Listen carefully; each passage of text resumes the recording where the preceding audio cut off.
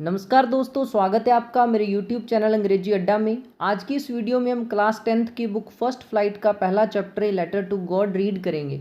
तो वीडियो में आगे बढ़ने से पहले अगर आपने अभी तक मेरे चैनल अंग्रेजी अड्डा को सब्सक्राइब नहीं किया है तो सब्सक्राइब कर लें और साथ ही साथ बेल आइकन भी प्रेस कर दें ताकि आगे आने वाली वीडियो की नोटिफिकेशन आपको मिल सके। तो चलिए शुरू करते हैं आज की वीडियो। तो अगर हम बात करें इस चैप्टर की ए लेटर टू गॉड, तो इस चैप्टर को लिखा है G.L. फ्यूंटेस ने, जो कि एक मैक्सिकन राइटर है, मतलब मैक्सिको कंट्री के हैं। इस लेटर टू गॉड चैप्टर का जो मेन करेक्टर है वो है लेंचो, जो आपको तस्वीर में दिख रहा है, जो आपको फोटो में दिख रहा है। लेंचो एक पुअर फार्मर है और एक साल ओले पड़ने के कारण इसकी जो फसल है वो बर्बाद हो जाती है, डिस्ट्रॉय हो जाती है और इसके पास खाने तक के लिए अनाज नहीं होता है। लेकिन लेंचो का गॉड पर फेथ बहुत ज़्यादा था, बहुत ज़्यादा बिलीव था गॉड पर लेंचो को, और उसे पता था कि भगवान उसे भूखे तो मरने नहीं देंगे। इसलिए वो भगवान को पत्र लिखता है कि भगवान मेरी इस हालात में हेल्प करे। और आगे हम स्टोरी में देखेंगे कि क्या ये जो लेटर लेंचो ने भगवान को लिखा, क्या भगवान तक वो पहुंच पाया। क्योंकि आपको पता है कि लेटर अगर हमें किसी को भेजना है तो उसका एक मेलिंग एड्रेस जो होता है वो हमें पता होना चाहिए, और भगवान का किसी के पास भी परमानेंट मेलिंग एड्रेस नहीं होता है। तो कैसे लेंचो ने गॉड को पत्र लिखा, और क्या गॉड ने उसके पत्र का रिप्लाई किया, या फिर लेंचो का जो गॉड पर फेथ था वो ब्रेक हो जाता है। ये सारी जो बातें हम इस चैप्टर में देखेंगे। बहुत ही इंटरेस्टिंग चैप्टर है। तो चलिए शुरू करते हैं चैप्टर को। The house the only one in the entire valley, entire का मतलब कंप्लीट होता है, वैली का मतलब घाटी होता है। Set on the crest of a low hill, low hill मतलब एक छोटी पहाड़ी और क्रिस्ट का मतलब होता है चोटी या शिखर। देखो लेंचो का जो घर है वो एक छोटी पहाड़ी की चोटी पर बना हुआ है, और उस पूरी वैली के अंदर सिर्फ लेंचो का ही घर है, पूरी घाटी के अंदर लेंचो का ही घर है, उसके आसपास और कोई घर नहीं है। देखो वैली क्या होती है, दो या दो से अधिक पहाड़ों के बीच ये जो नीचे का हिस्सा होता है उसे वैली या घाटी कहते हैं। इसी प्रकार की घाटी में लेंचो का घर है और एक छोटी सी पहाड़ी पर उसका घर बना हुआ है। वैली आपको उसकी मैं फोटो भी दिखा रहा हूँ। तो देखिए ये फोटो जो है, इसमें बड़े बड़े पहाड़ है, इसके नीचे का जो हिस्सा है जहाँ आपको रिवर भी बहती हुई दिख रही है, तो ये वैली होता है, घाटी होता है। इसी प्रकार की घाटी है, उसमें एकमात्र सिर्फ लेंचो का ही घर है जो एक छोटी पहाड़ी पर बना हुआ है। From this height one could see the river and the field of ripe corn dotted with flowers that always promised a good harvest. देखो मैंने बताया जैसे लेंचो का जो घर है वो एक पहाड़ी पर बना हुआ है, ठीक है। तो इस हाइट से जो उस घाटी में रिवर बहती है उसको भी बड़ी आसानी से देखा जा सकता है, उस घर की हाइट से उस रिवर को भी देखा जा सकता है। और लेंचो के जो खेत है, राइप कॉर्न, देखो राइप का मतलब पका होना और कॉर्न का मतलब होता है मकई की जो फसल होती है, जैसे मैं फोटो में आपको दिखा रहा हूँ। तो मकई के जो खेत है उसको देखा जा सकता है, जिसमें बढ़िया फूल लगे हुए हैं, फूलों से लदे हुए लेंचो के मकई के खेत हैं, और जिससे देखकर लग रहा था कि इस साल जो फसल है वो बहुत अच्छी होने वाली है, बढ़िया फूल उसमें खिले हुए हैं। तो लेंचो अपने घर से रिवर भी देख सकता था, अपने खेत भी देख सकता था, और देख के बड़ा संतुष्ट हो जाता था कि बढ़िया फूल खिले हुए हैं, इस बार जो फसल है वो बहुत अच्छी होने वाली है। The only thing the earth needed was a downpour और एटलीस्ट अ शार। अब देखो धरती को सिर्फ ज़रूरत थी तो बारिश की। कैसी बारिश, या तो डाउनपोर, डाउनपोर होता है मूसलाधार बारिश, तेज बारिश, एटलीस्ट होता है कम से कम, और शार का मतलब होता है हल्की फुल्की बारिश, मतलब माइल्ड रेन, हल्की बारिश।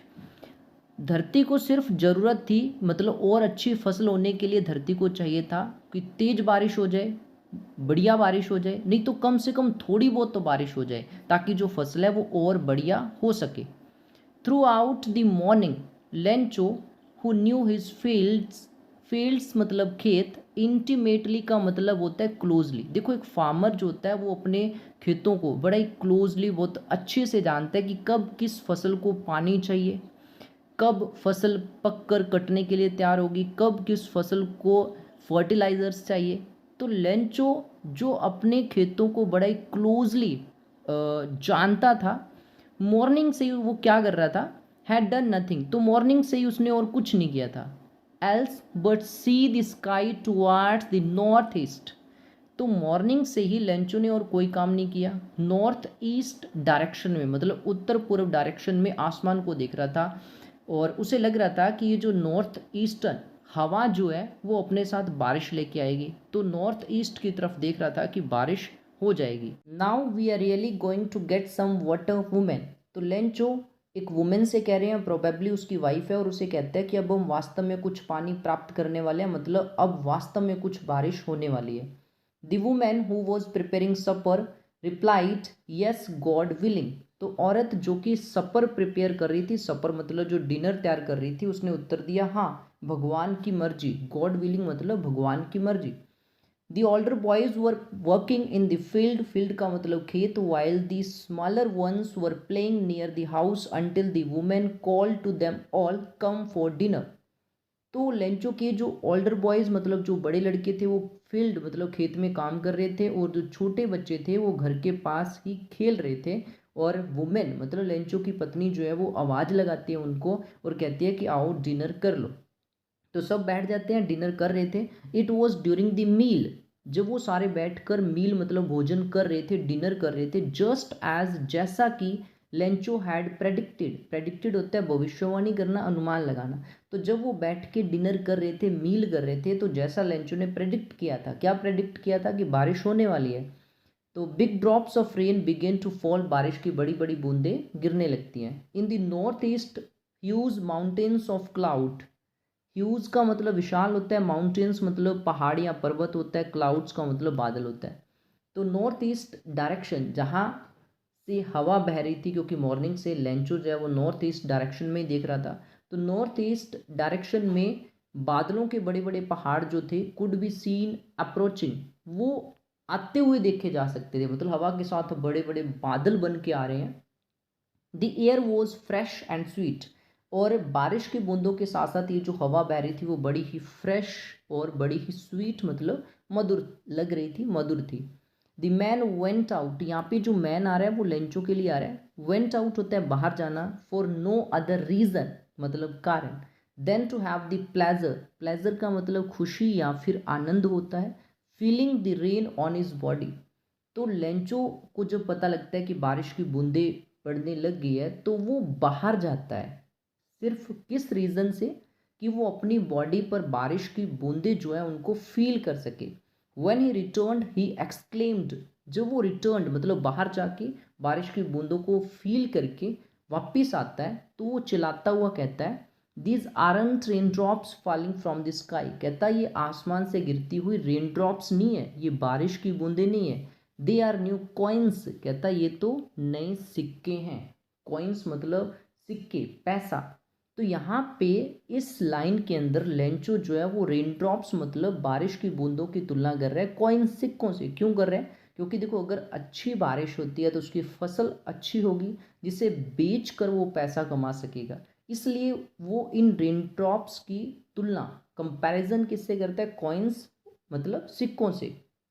और कहता है the big drops are 10 cent pieces and the little ones are 5, कहता जो बड़ी बूंदें हैं वो 10 सेंट पीसीज मतलब 10 पैसे का सिक्का उसके समान है, और जो छोटी बारिश की बूंदें हैं वो 5 सेंट के सिक्के के समान है, 5 सेंट पीसीज के समान है। तो यहाँ पे बारिश की बूंदों की तुलना वो सिक्कों से क्यों कर रहा है? क्योंकि बारिश अच्छी होती है, फसल बेचकर वो और पैसा कमा सकता है। With a satisfied expression, he regarded the field of ripe corn with its flowers draped in a curtain of rain. Ripe का मतलब पके होना, कॉर्न का मतलब मकई, ड्रैप का मतलब होता है ढके होना, और कर्टेन का मतलब चद्दर से होता है। तो लेंचो ने बड़े ही सेटिस्फाइड होकर अपने पके हुए मकई के खेतों को देखा जो कि बारिश की चद्दर से ढक चुके थे, मतलब पूरे खेत में अच्छी बारिश हो रही थी और अच्छी फसल के लिए बारिश ही तो चाहिए थी, इसलिए लेंचो अपने खेत को देखकर बड़ा ही सेटिस्फाइड है।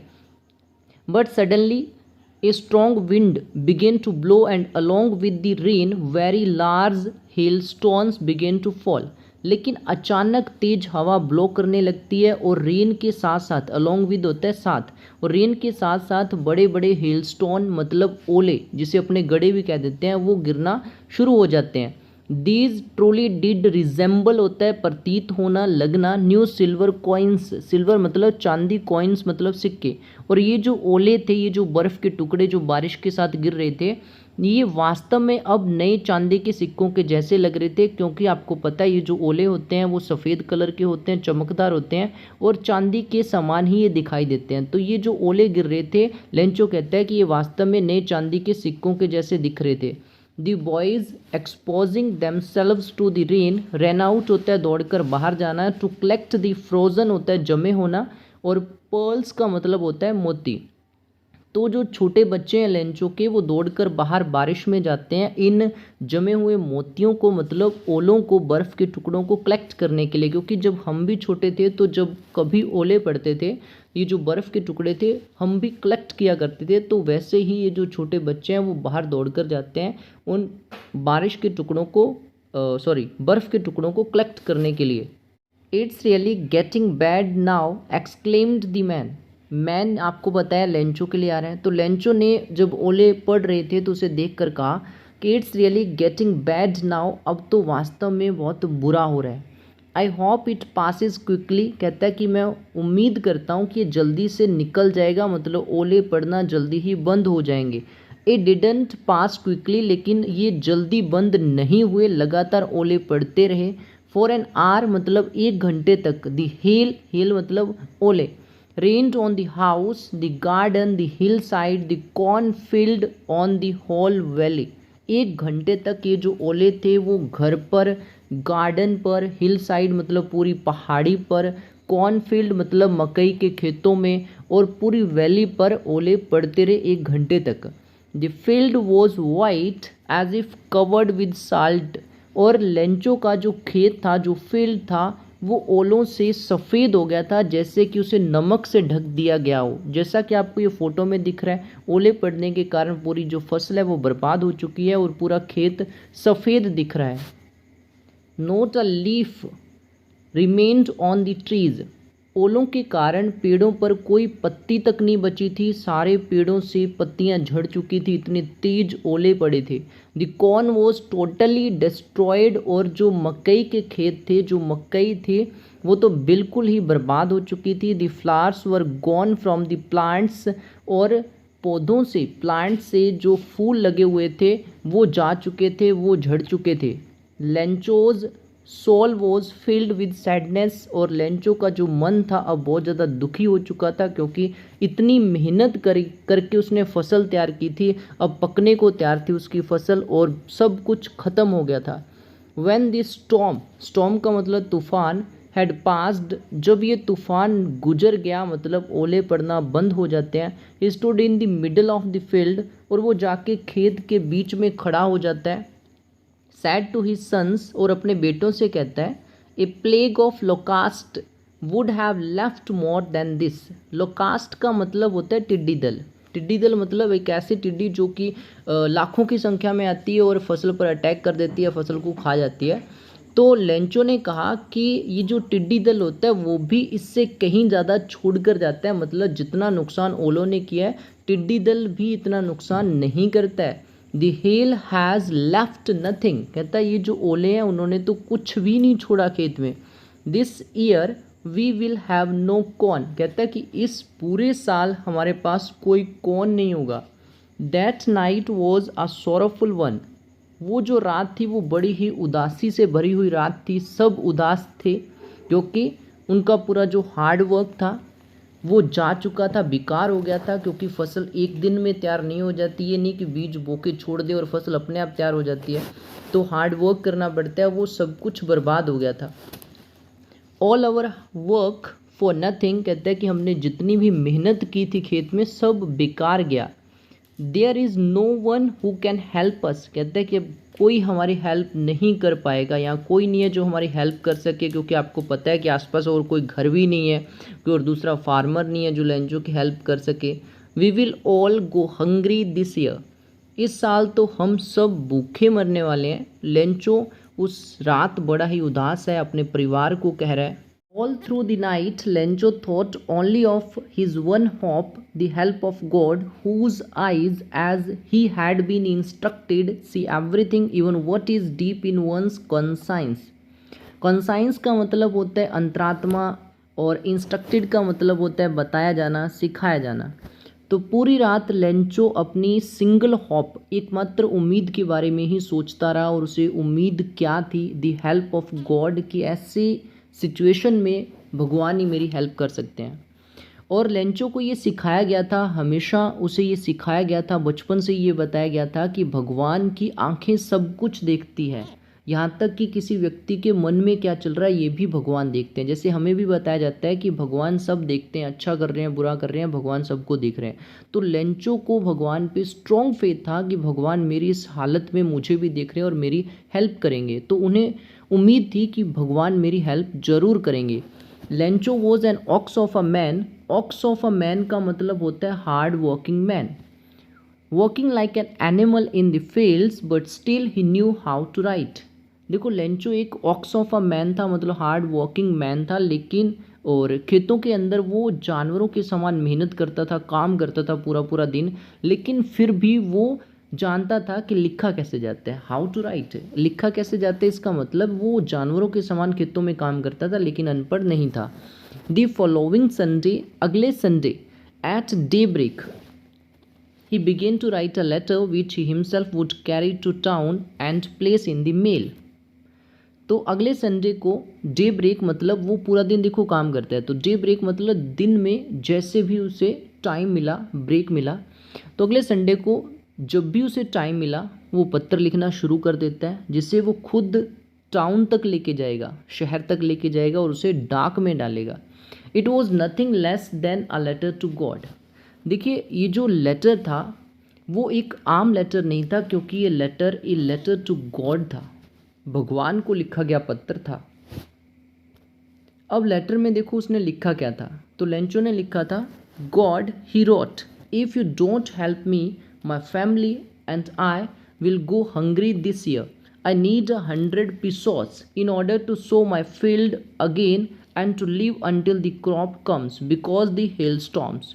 देखो यहाँ पे एक शब्द आया पिसोस, तो ये पिसोस क्या होते हैं? देखो हमारे जो राइटर है इस पार्ट के, GL फ्यूंटेस, वो एक मैक्सिकन राइटर है, मैक्सिको के हैं। तो आपको पता होगा मैक्सिको, फिलीपींस, अर्जेंटीना और भी बहुत सारी कंट्रीज़ हैं, जैसे चिली हो गया। तो इन सारी कंट्रीज़ की जो करेंसी है वो पीसो है, जैसे हमारे इंडिया की रुपी है वैसे उनकी पीसो है। तो यहाँ पे जो 100 पीसो की बात हो रही है वो मतलब 100 रुपीज़ मान लो आप, तो पीसो वहाँ की करेंसी है मैक्सिको की। तो लेटर में लेंचो ने लिखा, भगवान अगर आप मेरी हेल्प नहीं करेंगे तो मैं और मेरा परिवार इस साल भूखे मर जाएंगे। आई नीड 100 pesos, कहता है कि मुझे 100 pesos की ज़रूरत है, 100 रुपीज़ मान लो आप, उसकी ज़रूरत है ताकि मैं दोबारा से अपने जो फील्ड है उनको सो कर सकूं, मतलब बो सकूं, दोबारा से बीज उसमें बो सकूं। और बीज बोते ही तो फसल तैयार नहीं हो जाएगी, उसमें वक्त भी लगेगा। तो कहता है कि मैं दोबारा से अपने खेतों को बो सकूं, और जब तक फसल तैयार नहीं हो जाती और तब तक मुझे सरवाइव करने के लिए 100 pesos का लगभग खर्चा आ जाएगा, मुझे 100 pesos चाहिए बिकॉज द हेल स्टॉर्म्स। आगे उसने ये भी लिखा क्योंकि जो ओलों का तूफान आया था उससे मेरी पूरी जो फसलें बर्बाद हो चुकी है। तो ये सब उसने लेटर में लिखा, यहाँ पूरा लेटर उसका दिया हुआ नहीं है। He wrote to God to the envelope. Envelope का मतलब क्या होता है? लिफाफ। देखो अपने लेटर लिख के लिफाफे में डालते हैं, लिफाफे के ऊपर एड्रेस लिखते हैं। एड्रेस, मेलिंग एड्रेस ज़रूरी होता है, तभी लेटर अपना रिसीवर तक पहुंच पाता है। अब देखो गॉड का कोई परमानेंट एड्रेस नहीं हो सकता है और ना ही किसी के पास होगा, तो इसलिए उसने लेटर लिख के इन्वेलप के अंदर डाला, लिफाफे के अंदर डाला और उसके ऊपर लिखा टू गॉड, मतलब कोई उसका एड्रेस नहीं लिखा, टू लिख के अपना एड्रेस लिखते हैं, इसने लिख दिया to God. Put the letter inside, और उस लिफाफे के अंदर लेटर को डाला। एंड स्टिल ट्रबल्ड, अभी भी वो थोड़ा परेशान सा है कि पता नहीं लेटर का रिप्लाई आएगा या नहीं आएगा, भगवान हेल्प करेंगे या नहीं करेंगे। वेंट टू टाउन, तो वो परेशान सा टाउन तक चला जाता है। एट द पोस्ट ऑफिस, अब वो पोस्ट ऑफिस जाता है। He placed a stamp on the letter पे एक स्टाम्प लगाता है and dropped it into the mail box, और उसे मेल बॉक्स में डाल देता है। अगर आप कभी पोस्ट ऑफिस गए हो तो आपको पता है जब भी अपने को लेटर पोस्ट करते हैं, ढागर जाते हैं, वहाँ से एक टिकट लेते हैं, स्टाम्प लेते हैं, उस पर चिपकाते हैं और फिर उस लेटर को एक जो बॉक्स होता है, जो मेल बॉक्स होता है, उसमें डाल देते हैं, वहाँ से ढाके आगे लेके जाते हैं। तो वैसे ही उसने पत्र लिखा, उस पर एड्रेस लिखा टू गॉड, और वो जो लेटर था वो उसने मेल बॉक्स में ड्रॉप कर दिया।